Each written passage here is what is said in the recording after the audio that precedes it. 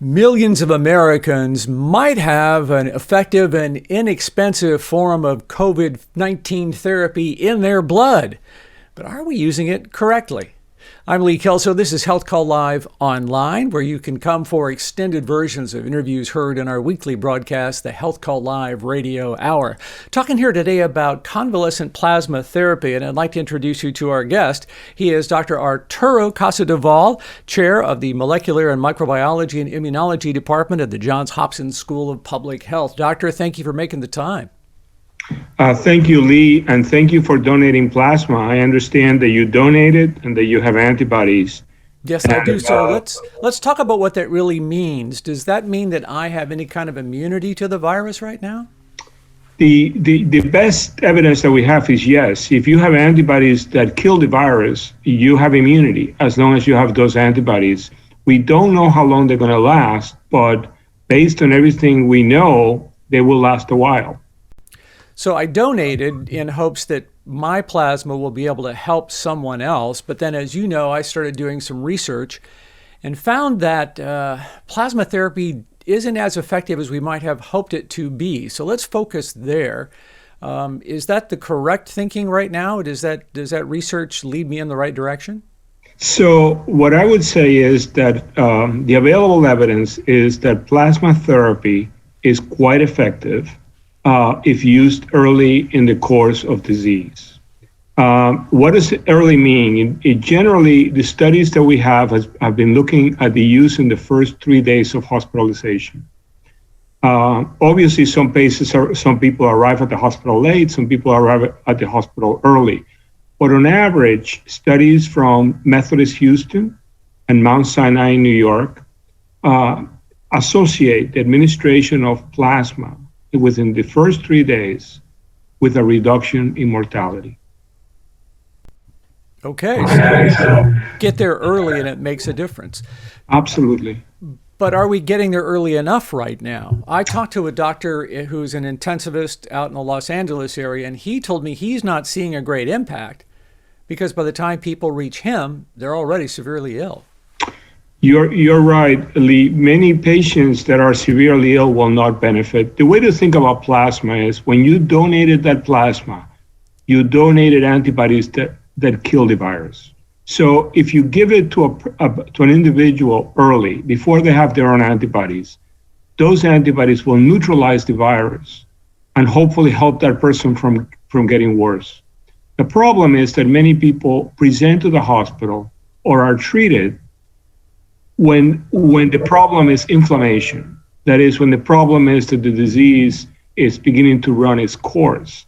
And at that point, the antibodies neutralizing the virus don't appear to be very helpful. Yeah, because at that point, I understand what's happening in your body is that cytokine storm, and the immune system is kind of attacking the body, and that's really the problem, not the virus itself. That's correct, Lee. This appears to be a disease that is caused largely by the immune system. It's the inflammatory response that damages the lungs. And when it damages the lungs, people have difficulty breathing, and that's how they end up in the intensive care unit. So what the plasma does is it interferes with the virus, which is causing inflammation. So if you neutralize the virus early, you kind of head the disease away by stopping the viral replication. One study I read suggested that what we need to do is have outpatient infusion centers starting to get this plasma into the systems of particularly the elderly and at-risk patients as soon as they test positive. Does that sound like a good approach to you? Yes. In fact, here at Hopkins, we have 2 clinical trials going on testing precisely that notion. The problem right now is that plasma usage in the United States can only be done in a hospital because the FDA has allowed it to be used in hospitals. If that data comes in positive, for example, that you could use it to head disease, then I think there is a good chance that the FDA would allow it and to be used as an outpatient. So it has to be infused, which means that it can be done outside a hospital setting, but still needs to be in a clinic setting, correct? Correct. It needs to be in a place in which they can sit you down and put an IV on. Yeah, yeah. And one of the other variables here is, even though my plasma was tested positive for antibodies, I don't have any idea how many antibodies or how strong that immune response is. Is there a way to standardize the plasma so that we know exactly what we're giving?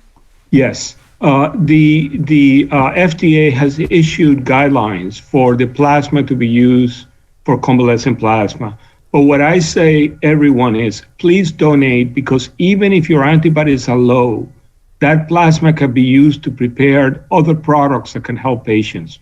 For example, right now, there is a lot of plasma being collected to prepare something known as gamma globulin preparations. What that means is they take the antibodies out of the plasma and they concentrate it. So if you donate plasma, some of your plasma can go directly into a patient. If the antibodies are low, they may go to a pharmaceutical industry that will prepare an antibody product from it by concentrating it. So the bottom line is, please donate. We really need the plasma. Between 25 and 30,000 units of plasma are being used each week. And when you think of the number of people that are hospitalized, this is a need that can only be replenished by people donating. Yeah, and as I've experienced, it's not an unpleasant process at all. A little bit different than donating blood. You have 2 IVs instead of just 1, but yeah, it's not that big a deal. So the question, though, becomes, with the vaccine hitting the streets, how important is this treatment going to be, and is the FDA going to move quickly enough to allow it to be done outside the hospitals? So Lee, I think that we began vaccinating yesterday. This is a country of more than 300 million people. We're having close to 200,000 infections each day. I think it's going to take a while for the vaccine to be sufficiently spread that it will make a big dent on the number of cases. Between now and then, plasma is the only therapy that has been associated with reduced mortality if used early. The only other therapy that we have that reduces mortality is dexamethasone, which is a form of steroids. But that is used only in patients that are in the intensive care unit. So outside of the intensive care unit, we have plasma, and we have remdesivir. But plasma needs to be produced from people who donate, like you, and we really need people to donate.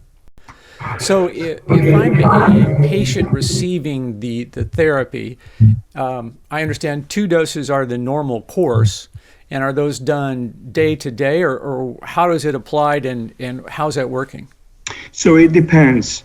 It hasn't been settled into 2 doses yet, because a lot of it depends on how much antibody there is in the plasma. And in fact, there has been discussion of limiting to only 1 unit because the stockpiles have been rapidly depleted in the United States. So you're right. Some doctors are using 2. If they do that, they usually give 1. They wait either a few hours or they wait a day, and then they give a second unit. But in generally, the best available data we have is with 1 unit with high antibody amounts, and that is the one that has been associated with reduced mortality. Well, that's great to hear that's having that impact. Let me. Well, before we wrap up on antibodies or on plasma, is there anything else you want to say that I didn't get to yet? Yeah, I want to say that the data that we have is suggestive. What we all want are randomized controlled trial data. Unfortunately, those are ongoing. And one of the issues that we are facing is that we don't have that gold standard as we have to make decisions in a pandemic. So what I'm saying to you is based on the best available evidence.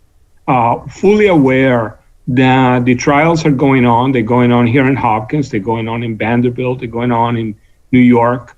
And they will produce what we call really good data. Unfortunately, that we are maybe a few months away, and the question really is what to do now. Yeah, and so what to do now is just continue what we're doing, I guess, administer early as possible? Exactly. That is the best evidence that we have. The experience, by the way, probably more than 200,000 people have been treated in the United States, is that this is relatively safe. And the question is how to make it work. And the available evidence is that the earlier you use it, the more likely it is to help the patient. So for patients, they need to know that you're better off going to the emergency room early if you're starting to feel lousy. And for doctors, you gotta know that if you're admitting a patient, the time to use it is as soon as possible, maybe while they're still waiting in the emergency room. And for everybody else who has COVID, again, please donate like you did. Yeah, again, it's really no big deal. It takes a little time, but it seems like it's worth it. So when you start researching convalescent plasma therapy, you typically come across what's called the PLACID study, which was published in the BMJ, the British Medical Journal, a study out of India, I believe around 400 patients. And it showed no net positive effect for those patients. What went wrong with that study? How come you're seeing different results? So I would not say what went wrong. I commend my Indian colleagues for having completed a study in the middle of a pandemic. They worked really hard and they used a lot of different hospitals to generate that data. But there were two issues with it. One of them is when you read it, you see that they did not have the capacity to test for antibody before they gave the units. So a lot of the units that were used had very little or no antibody. And the second issue was that it was used late in the course of disease. And the reason we know it was used late was because over 80% of those patients already had their own antibody. So when you look at it from that point of view, you can see why they didn't see a reduction in mortality. But if you read the paper, they still saw a benefit to plasma. They saw that patients got better quicker, and it showed an antiviral effect. It showed that even though you were giving the plasma late, it was having an effect on the virus. So again, it was disappointing in terms of mortality, but we can explain it. And yet there is some positivity in that study. Okay, I get it. Yeah, and that's a little bit of a fine distinction for people in the general media to make. So I understand the challenge you're facing there. Right. So one of the challenges that we are facing is that often negative data gets amplified, and it takes away from people say, they hear it, but one needs to be very cautious with interpreting this in this trials. When anybody looks at negative data, they should ask the question, when was it given? And two, was there sufficient antibody in the plasma? If it is given late, we don't expect much of an effect. The cost of this pandemic is just going to shock the world once we finally get our arms around all of that. Is this therapy a way to reduce the cost of treating these patients? So assuming that the preliminary information holds, that is, that the administration of plasma reduces mortality, the answer would be yes. For example, there is a study that was done in Argentina where elderly patients were giving a unit of plasma within 3 days of symptoms. They show a 50% effect in stopping the disease from progressing. That meant that those patients don't go to the emergency room, are not admitted, don't end up in the intensive care unit. So I think the answer is yes. If the plasma is used early, and if you're using plasma with high antibody, it has the potential to help the person. It has the potential to help the hospital and to keep the medical system functioning, because the less patients that required intensive care unit and require a lot of medical care, the more the system can take care of the other patients. Got it. Releases the virus. That's right. Sense.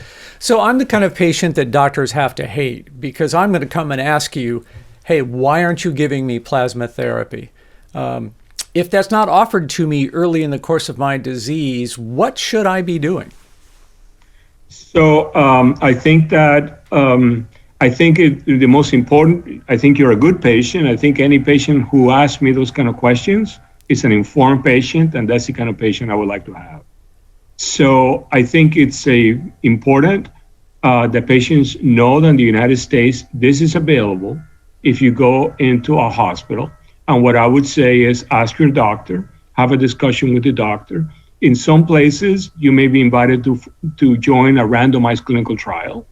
The problem with that is that you may get a placebo, but you're contributing tremendously to learning about the use of plasma. In other places, you may be offered plasma immediately. In others, there may be a discussion, but I think being informed that this is available, that this works best when used early, and it's something that you should have at your fingertips to talk to your doctor. Well, I think that's a good place to leave it, and I thank you for your time. Any other points you want to make before we say goodbye? No, and again, thank you for donating. Thank you for having me, and thank you for allowing me to convey this message to my fellow physicians and to the citizens. And also, please donate.